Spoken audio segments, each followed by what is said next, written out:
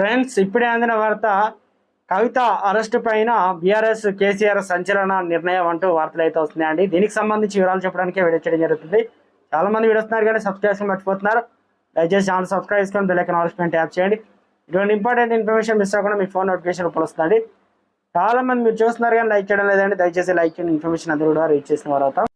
దేశంలో సంచలనం సృష్టించిన ఢిల్లీ లిక్కర్ స్కామ్ కేసులో ఎమ్మెల్సీ కవిత అరెస్ట్ అయిన విషయం తెలిసిందే. గత నెలలో ఎన్ఫోర్స్మెంట్ అధికారులు కవిత ఇంటిపై సోదాలు నిర్వహించిన ఆమెను అరెస్ట్ చేశారు. అనంతరం ఆమెను ఢిల్లీకి తరలించారు. ప్రస్తుతం తీహార్ జైల్లో జ్యుడిషియల్ కస్టడీలో ఉన్నారు కవిత. కాగా కూతురు అరెస్టు పైన బీఆర్ఎస్ అధినేత మాజీ ముఖ్యమంత్రి కేసీఆర్ తొలిసారిగా స్పందించారు. కవిత అరెస్టుపై కీలక వ్యాఖ్యలు చేశారు. తెలంగాణ భవన్లో గురువారం ఏర్పాటు చేసిన బీఆర్ఎస్ విస్తృత స్థాయి సమావేశంలో పాల్గొన్న కేసీఆర్ ఈ వ్యాఖ్యలు చేశారు. కవిత అరెస్టు ముమ్మాటికి అక్రమమేనని అన్నారు. కక్షపూరిత ధోరణి, ఎలాంటి ఆధారాలు లేకుండా కవితను అరెస్ట్ చేశారన్నారు. గతంలో బీఆర్ఎస్ అధికారంలో ఉన్నప్పుడు ప్రభుత్వాన్ని కూల్చేందుకు బీజేపీ కుట్రలు చేసిందని తెలిపారు.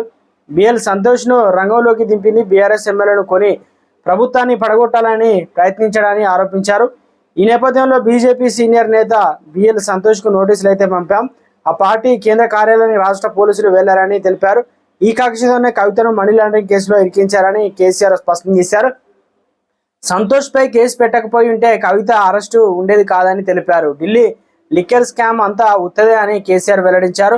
కవిత తప్పు చేసినట్లయితే ఆధారాలు చూపెట్టలేరని స్పష్టం చేశారు.